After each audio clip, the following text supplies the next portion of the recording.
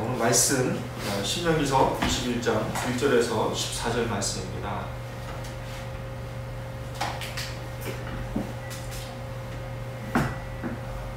신명기서 21장 1절에서 14절 말씀 다 찾으신 줄 알고 저와 함께 교독하시겠습니다. 제가 먼저 읽겠습니다. 내 하나님 여호와께서 내게 주어 차지하게 하신 땅에서 피살된 시체가 들에 엎드러진 것을 발견하고 그 쳐 죽인 자가 누구인지 알지 못하거든. 너희의 장로들과 제사장들을 나가서 그 피살된 곳의 사방에 있는 성읍의 원근을 잴 것이요.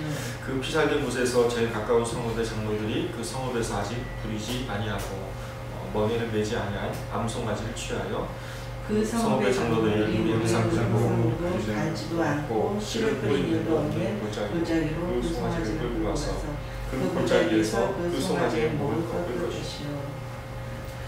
레위 자손 제사장들도 그리로 갈지니 그런데 하나님 여호와께서 택하사 자기를 섬기게 하시며 또 여호와의 이름으로 축복하게 하신 자라 모든 소송과 모든 투쟁이 그들의 말대로 판결될 것입니다.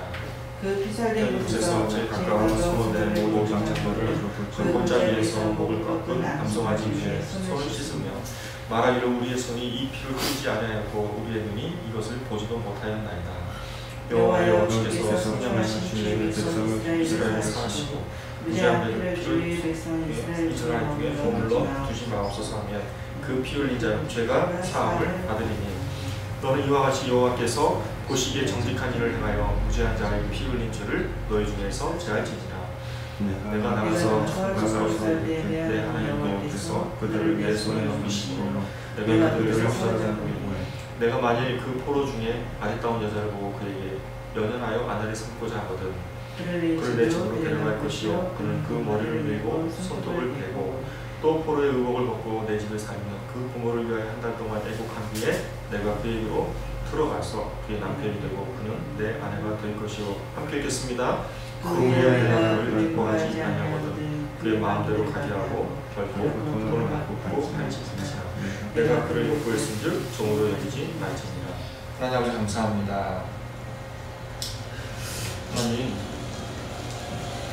저희가 6월 2일 날 이곳을 떠나서 하나님께서 허락하신 곳으로 저희가 새롭게 이전하려고 합니다. 하나님 저희가 이 이전하는 상황 환경 가운데서 주님께서 간섭하시고 주장하여 주시고 있습니다. 이 시간 저희들이 기도하기로 원하는 것은 여러 가지가 있지만 대표적으로 두 가지만 놓고 기도하려고 합니다. 하나님 그것은 첫 번째로 저희들이 이전하는 데 있어서 저희가 이제껏 해보지 않은 광고 간판을 저희들이 하려고 합니다. 하나님 저희들이 정말 좋고 멋진 걸 하고 싶습니다. 그런데 그 하려고 많은 돈이 들어갑니다. 하나님 이 수익 조절이 참 어렵습니다. 하나님께서 광고 간판 업자 마음을 움직여 주셔서 정말 저희 바리미교회 부합하는 그런 간판을 허락하여 주시고 또 저희 큰 비용이 나가는 것이 아니라 저희 적합한 비용이 나갈 수 있는 그런 간판을 허락하여 주시기 원합니다. 우리 하나님 저희들이 기도하기를 원하는 것은 하나님 저희들이 입주하는 것도 중요하지만 또 나올 때도 중요합니다. 그럴 때 저희들이 필요한 것은 또 원상복구인데 이 원상복구가 무엇입니까? 그것은 주님이 원하는 원상복구여야 합니다. 하나님 저희를 잘 쓰고 나올 때에 하나님 원상복구의 그 범위를 저희들이 협의하고 조정을 해야 됩니다. 하나님께서 집중의 마음을 움직여주셔서 하나님 저희들이 원상복구의 범위를 합의를 보는 데 있어서 저희들이 손해보지 않는 또 집주인도 손해보지 않는 그런 적정선을 찾아서 우리가 될 수 있도록 인도하여 주시기 원합니다. 기도드리며 예수님의 이름으로 기도합니다. 하나님 아버지 감사합니다. 하나님 저희들 이전하는 데 있어서 많은 신경들이 쓰입니다. 이제껏 해보지 않은 것들을 좀 이제 하게 되다 보니까 많이 분주합니다. 마음적으로 많이 분주합니다. 그런 분주한 마음들을 없게 하여 주시고 또 주님께로 더욱더 집중할 수 있도록 주님께서 힘주시기 원합니다. 무엇보다도 하나님 저희들이 기도하기를 원하는 것은 정말 바리미교회 교회의 정체성을 잘 드러내는 광고판을 허락하여 주시고 또 심플하면서도 세련된 그런 간판을 원합니다. 그런데 비용이 문제입니다. 합당한 저희들이 감당할 수 있는 비용 가운데에서 하나님께서 허락하여 주시고 또 하나는 하나님 저희들을 이제 또 입주하는 것뿐만이 아니라 나중에 또 다른 곳으로 이전할 수도 있는데 그때 하나님 아버지 현재의 집주인과 저희들이 이전하는 그 곳의 건물주인과 또 저희가 원상복구에 대한 합의를 잘 볼 수 있도록 인도하여 주시옵소서. 그래서 저희들이 편안하고 또 정말 하나님의 집으로, 집다운 집으로 저희들이 잘 사용하고 누릴 수 있도록 인도하여 주시옵소서. 감사드리며 살아계신 예수님의 이름으로 기도드렸고, 또 저희가 이제 말씀을 보려고 합니다. 말씀 가운데 하나님의 은혜를 더하여 주시기를 원합니다. 예수님의 이름으로 기도드렸습니다. 오늘 말씀 제목이 대속과 배려를 실천하는 성숙한 공동체입니다. 요즘 현대에 생겨난 두 개의 신흥 종교가 있다고 합니다. 그 두 개의 신흥 종교가 뭐냐면요, 교육과 부동산입니다. 이 교육과 부동산에 관한 이 신흥 종교에 대해서 얼마나 사람들이 선호하고 호응하는지 엄청난 부흥이 됐다고 합니다. 그래서 많은 사람들이 이 교육과 부동산에 대한 신앙심이 굉장히 높아졌다고 합니다. 그들은 또 신실하기도 하고요, 또 열심히 충실히 충성스럽게 따른다고 합니다. 또 우리 주변에 많은 사람들이 낙오되지 않으려고 그 마지막 피난 열차처럼 그렇게 올라타려고 열심히 노력하고 있다고 합니다. 여러분들은 어떻게 생각하십니까? 여러분들은 그런 신흥 종교의 대열에 혹시 포함되시지 않는가요? 애석하게도 이 두 교육과 부동산의 신흥 종교에 대해서 매달리고 또 충성스럽게 섬기는 그런 열정에 비해서 오히려 성공의 확률은 매우 낮다고 합니다. 그래서 불안이라는 이름의 종교를 쓴 이 저자는 뭐라고 얘기했냐면, 교육과 부동산에 대한 열망, 그것은 사람들 심리에 깊이 박혀있는 불안을 동력으로 삼아서 힘이 점점 세진다고 합니다. 누구도 예외일 수는 없겠죠.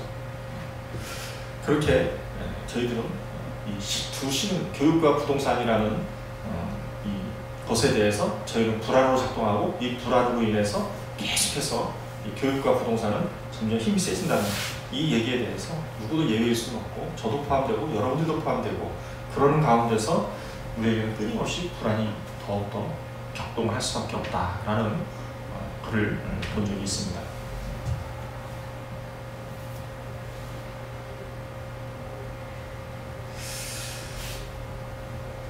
여러분들은 그 중국 참새잡이에 대해서 잘 알고 계십니까?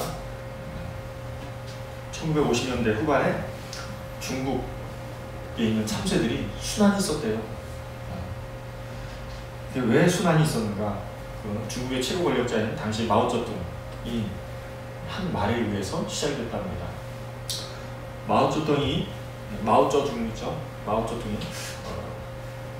지시로 참새가 박멸 대상이 되었고, 어떻게 하면 효과적으로 이 참새를 박멸할 수 있을까라고 간부들이 고민하는 가운데서 타이틀을 이렇게 잡은 거예요. 참새는 뭐다? 인민의 적이다. 이 타이틀 안에 내용은 무엇일까요?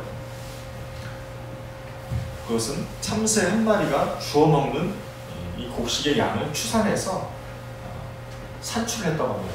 100만 마리를 잡게 되면은 약 6만 명의 곡식을 아낄 수 있다라는 이 통계를 가지고 참새를 적으로 삼았다고 합니다. 그렇게 해서 참새를 잡았을까요? 안 잡았을까요? 잡았죠. 잡은 결과가 무엇일까요? 정말 6만 명이 많이 이렇게 쌀을 잘 먹고 그렇게 생활했을까요? 어떻게 했을까요? 네, 맞아요. 첫째, 참새가 없는 바람에 그 자리에 뭐가 있냐면 해충이 생겼답니다. 둘째,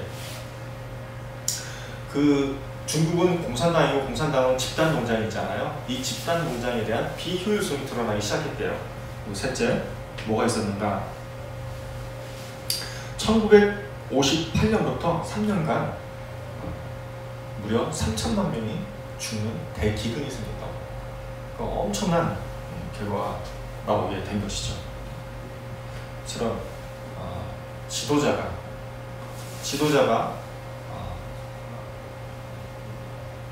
민중, 이게 사람들을 돌보지 않는 그런 상황 가운데서는 나라도 예외일 수는 없다. 나라도 큰 피해를 본다라는 교훈을 주고 있는 것이죠.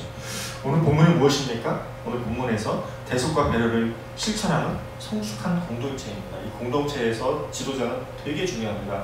이 지도자 가운데서 오늘 말씀 가운데 나오는 지도자가 누구입니까? 레위인들이죠. 그 레위인들을 통해서 오늘 말씀이 잘 또 저희들에게 주는 교훈이 있습니다. 먼저 5절 말씀입니다. 5절 말씀 다 같이 한번 볼까요? 시작.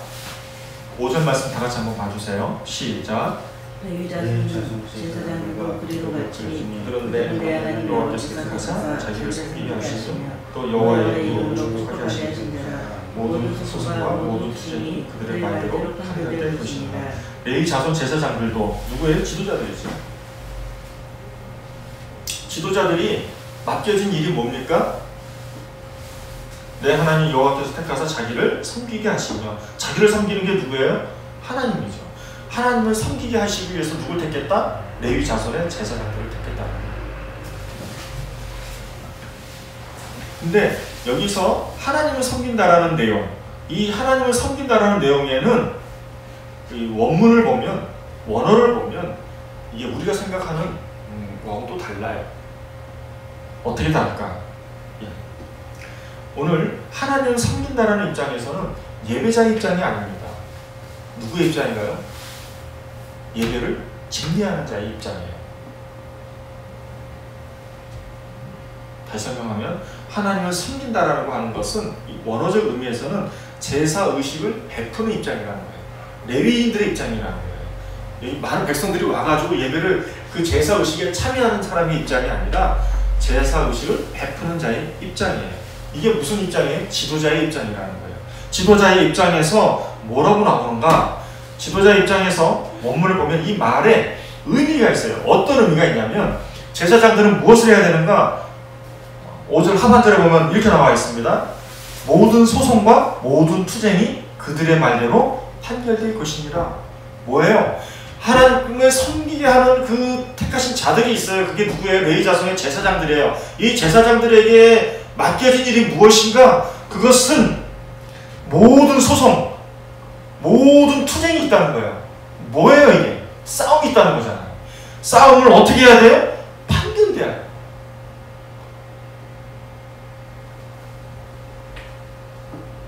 이 말에는 무슨 말이 있는가?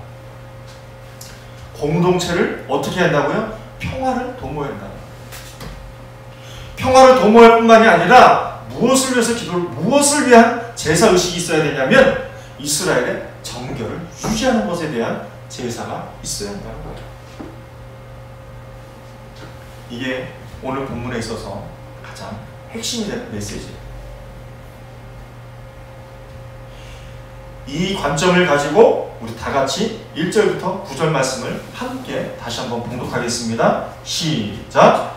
내 하나님 여호와께서 내게 주어 차지하게 하신 땅에서, 어디에요? 가나안 땅에서 피살된 시체가 들에 엎드러진 것을 발견하고 그 쳐 죽인 자가 누구인지 알지 못하고, 억울하게 죽은 자들이겠죠. 너희의 장로들과 재판장들은 나가서 그 피살된 곳에 사방에 있는 성읍의 원근을 잴 것이요, 그 피살된 곳에서 제일 가까운 성읍의 장로들이 그 성읍에서 아식 부리지 아니하고 멍에를 매지 아니한 암송아지를 취하여 그 성읍의 장로들이 물이 항상 흐르고 뭐예요? 갈지도 않고 씨를 뿌린 일도 없는 골짜기로 그 송아지를 끌고 가서 그 골짜기에서 그 송아지의 목을 꺾을 것이요, 레위 자손 제사장들도 그리로 갈지니 그들은 내 하나님 여호와께서 택하사 자기를 섬기게 하시며 또 여호와의 이름으로 축복하게 하신 자라. 모든 소송과 모든 투쟁이 그들의 말대로 판결될 것이니라. 그 피살된 곳에서 제일 가까운 성읍의 모든 장로들은 그 골짜기에서 목을 꺾은 암송아지 위에 손을 씻으며 말하기를 우리의 손이 이 피를 흘리지 아니하였고 우리의 눈이 이것을 보지도 못하였나이다. 여호와여, 주께서 속량하신 주의 백성 이스라엘을 사하시고 무죄한 피를 주의 백성 이스라엘 중에 머물러 두지 마옵소서 하면 그 피 흘린 죄가 사함을 받으리니 너는 이와 같이 여호와께서 보시기에 정직한 일을 행하여 무죄한 자의 피 흘린 죄를 너희 중에서 제할지니라. 두 가지죠. 두 가지. 첫째, 평화를 도모할 것. 둘째, 뭐예요? 이스라엘 공동체의 정결을 유지할 것. 이게 뭐라고요? 하나님을 섬기는 거라고요. 누가? 하나님이 택하신 레위 자손의 제사장들.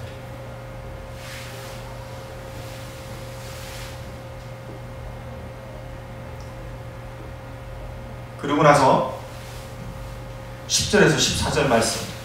어떤 말씀이 나옵니까? 여자 포로를 아내로 맞이하는 제도죠. 제도가 나옵니다. 아내로 삼는 것을 거절당한 여자 포로는 돈을 받고 팔아서는 안 돼요. 왜냐하면 노예가 아니니까. 그리고 그 여인은 마음대로 가도록 해방시켜야 된다라고 되어 있습니다. 그럼 왜 이렇게 해야 되는가? 그 사람은 이미 포로가 아니고 누구예요? 이스라엘 공동체의 구성원으로 인정을 받았기 때문에 이렇게 하는 것입니다. 그런데 이 여인을 아내로 맞이하기 위해서는 어떻게 해야 되냐면 굉장히 흥미로운 문구가 있습니다. 말씀이 있습니다. 12절 13절 말씀이에요. 우리 12절 13절 말씀 우리 노인민 선생님 한번 읽어주시겠어요? 시작. 그를 내 집으로 데려갈 것이요 그는 그 머리를 묶고 손톱을 빼고 또 포로의 의복을 벗고 내 집에 살며 그 부모를 위하여 한 달 동안 애국한 후에 내가 그에게 들어가서 그의 남편이 되고 그는 내 아내가 될 것이요. 네. 여기서 핵심이 뭐예요? 그녀의 포로 의복을 어떻게 한다고? 옷을 벗어야 한대요. 여기에는 두 가지 의미가 있습니다.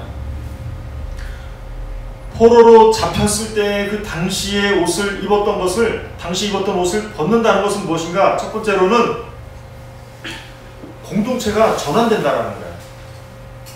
타 공동체에서 이스라엘 공동체로 전환이 된다. 둘째, 이 같은 행위를 해야 되는 것은 왜 그렇게 하는가? 고대 운동의 배경에 따르면 이때는 자신의 의복을 벗는 행위가 자신이 속한 민족의 우상을 어떻게 한다고요? 버리는 행위로 봤다고 합니다. 그래서 그러한 의복을 벗는 것을 상징적으로 보여주는 것이죠. 그리고 그렇게 함으로써 어떻게 되는가? 과거와의 단절을 말해주고 있다고 합니다. 옷을 벗는다는 것은 그냥 옷을 벗는다는 게 아니죠. 첫째, 내가 속한 공동체가 바뀐다는 것. 둘째, 과거로부터의 모든 의식적인 모든 우상을 숭배했던 것들이 어떻게 된다고요? 단절된다. 이게 바로 어떻게 되는 거예요? 그 당시에 포로로 잡혀와서 아내로 삼으려고 했던 그 여자의 포로된 몸을 다 벗는, 거기에 두 가지 의미가 이렇게 포함되어 있다는 것입니다. 그리고 나서는 뭐라고 나오냐면은 그녀는 그녀의 아버지와 그녀의 어머니를 위하여 한 달 동안 애국해야 됐어요. 요즘 말로 말하면 누구예요? 장인장모를 친정엄마, 친정아빠를 위해서 어떻게 했다고요? 한 달 동안 울었다고요. 왜 울었는가? 내 주인이 이제 친정엄마, 친정아빠가 아니라 내 주인이 누구라고요? 이제 이 남편이라고. 그렇게 했을 때에 한 달 동안 애국을 했을 때에 어떻게 되는가? 이 포로된 여인을 아내로 맞이할 수 있는 거예요. 그리고 아내를 맞이함과 동시에 이 여자의 신분이 상승을 합니다.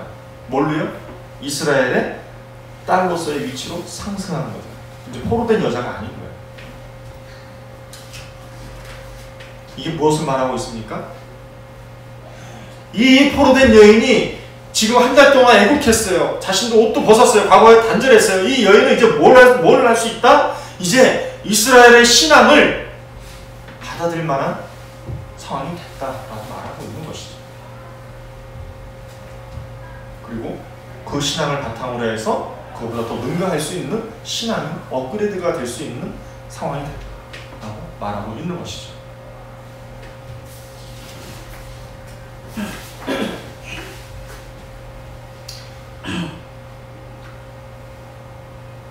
첫 번째로 오늘 말씀을 정리하면 첫 번째로 레위인들의 역할이 뭐라고요? 하나님을 섬기는 거예요. 하나님을 섬기는 데 있어서 어떻게 섬긴다고요? 어떻게 섬겨요? 공동체 내에서 소송이 그냥 일어나나요? 싸우는 거잖아요. 투쟁이 뭐예요? 싸우는 거잖아요. 노조에서 투쟁하잖아요. 그게 뭐예요? 싸우는 거잖아요.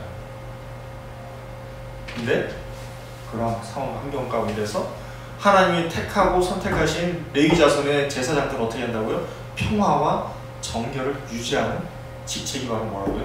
하나님을 섬기는 거라고. 그리고 나서 이스라엘 백성들이 포로된 여인을 아내로 맞이하는 규정이 있어서 어떤 규정이 있는가? 먼저 포로된 의복을 벗는 거였어요. 포로된 의복을 벗는다는 것은 두 가지 의미가 있다고 그랬어요. 첫째, 이제는 뭐예요? 공동체의 전환. 둘째, 내가 남의 공동체였는데 이제는 내가 이스라엘 공동체가 됐다. 그 다음에 두 번째는 뭐예요? 과거의 단절. 그리고 나서 이 여인이 무엇을 해야 돼요? 한 달 동안 애국해야 돼요. 한 달 동안 애국하면서 어떤 일이 생겨요? 자신이 원래 포로된 곳에서의 부모님이 있었는데 그 부모님을 위해서 애국하면서 그 애국이 끝나면 어떻게 되는 거예요? 이제 내 주인이 내 남편 바뀌었다. 그렇게 바뀌게 되면 어떻게 되는 거예요? 그 여인이 이제 신분이 올라가요. 결혼하면 신분이 올라가요. 신분이 올라가면서 그냥 신분이 올라가는 거 아니라 이제 이스라엘의 신앙을 받아들이면서 그것보다 더 능가할 수 있는 신앙의 여인이 되었다라는 고백이 오는 말씀인 거예요.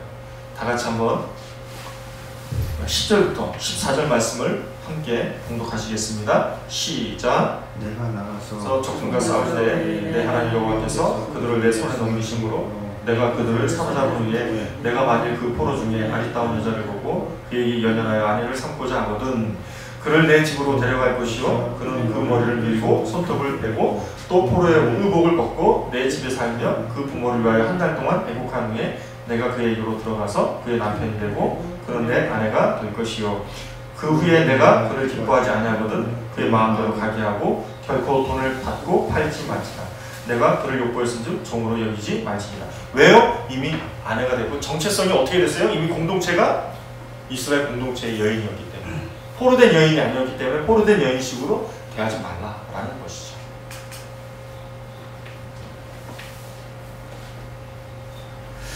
오늘 말씀을 보는 가운데서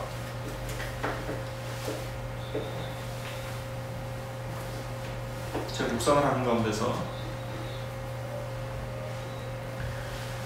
직장인을 위한 생존의 방식이라는 그 글 가운데서 이런 글이 있었어요. 가정에서 좋은 사위, 좋은 며느리 되지 말자라는 제목이 제 눈을 집중시켰어요. 이분이 재밌는 얘기를 해요. 결혼하는 사람이 항상 축하 카드를 쓰는데 거기 축하 카드에다가 좋은 며느리 되지 마세요. 좋은 사이 되지 마세요. 라고. 왜 그런가? 그게 부부가 주말이나 이렇게 주말쯤 되면 이렇게 부부가 온전히 쉬어야 되는데 쉬지 못한다는 거예요. 누구 때문에? 집안 챙기느라고. 처갓집 가야죠. 시댁 가야죠. 이것 때문에 부부가 시간을 쉬지 못한다는 거예요. 이거를 이 사람 얘기 말로 말하면 이런 얘기가 되는 거예요. 부부 사이에 뭐가 개입되냐면 집안 개입이 된다는 거예요. 그러니까 집안 개입이 되지 말게 하라. 이게 뭐예요? 좋은 며느리 되지 마세요. 좋은 사이 되지 마세요. 라고 하는 이름이라는 거예요. 이게 뭘 말하는 걸까요? 결혼하면 이미 어떤 공동체예요? 공동체가 바뀐 거예요. 기존에 엄마 아빠로부터 떠나 있잖아요. 떠나니까 기존에 부모님과의 생활하던 것들이 아닌 거죠. 공동체가 바뀐 거예요. 이전에 내가 가족 공동체 속해 있던 곳에서 이제는 결혼하고 나오게 되면 이미 이전의 공동체는 별개의 공동체가 되는 거예요. 내가 생각하는 공동체는 누구예요? 그러면 나와 아내 그리고 자녀들이 공동체가 되는 것이죠. 이 가운데서 그럼 부부는 어떻게 해야 되는가? 이 재밌는 얘기가 있어요. 1970년대에 평등한 결혼을 위한 강연을 할 때 룸메이트 테스트라고 하는 그런 테스트가 있었다고 합니다. 그럴 때 그 글에서 이런 글이 있습니다. 한 직장인이 동료와 숙소를 공유하기로 했답니다. 만약에 노영민 조사님이 어떤 사람하고 룸메이트를 한다고 하면은 그 룸메이트 할 때에 그 사람에게 어떻게 대하실 거예요? 그 집안일을 어떻게 하실 거예요? 어떻게 하실 거예요? 룸메이트가 있어요.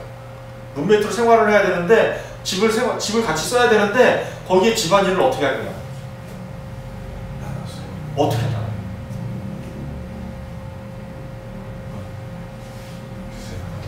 반반씩 나누겠죠. 네. 만약에 김 준사님이 룸메이트가 있어요. 같이 집안 생활을 해야 돼요. 그러면 집안일을 어떻게 나눌 거예요? 공평하게. 공평하게. 어떤 사람이 만약에 우리 김 전사님이 룸메이트에게 난 괜찮아요. 난 집안일 너무너무 좋아하는 사람이에요. 내가 다 할게요. 라고 해서 하면은 좋을까요? 그 사람이 다 한다고요? 저도 사람이 다 한다고. 저는 싫어요. 노영민 조사님이 나 집안일 너무너무 좋아해요. 내가 다 할게요. 라고 얘기하실 수 있겠어요? 없어요. 없죠. 부부생활이 그렇다. 부부생활이 룸메이트와 같이 룸메이트로 생각을 한다고 하면은 집안일이 있으면 그 집안일을 나눠서 해야 돼요. 그게 뭐예요? 평등한 결혼생활이라고 해요. 우리에게 뭐가 필요한 거예요?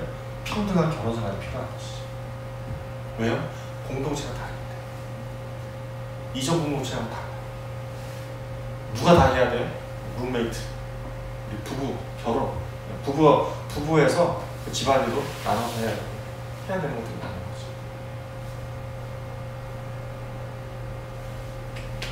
그게 뭐예요?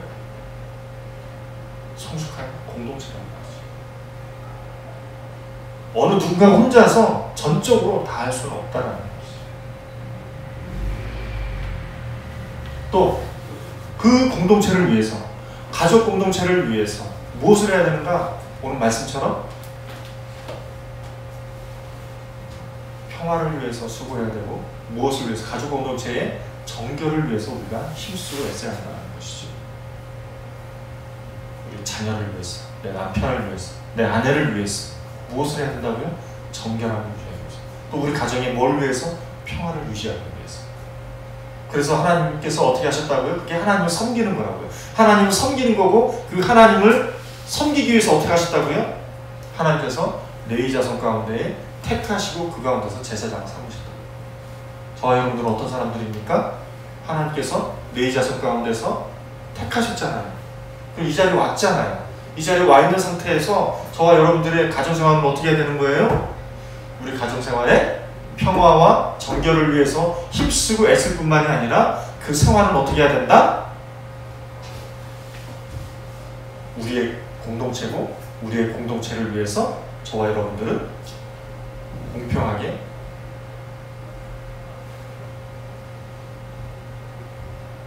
결혼생활을 해야 되겠죠. 아멘으로 안 하신 거 보니까 별로 공감도 안 되시는 것 같아요. 기도하겠습니다. 하나님 아버지 감사합니다.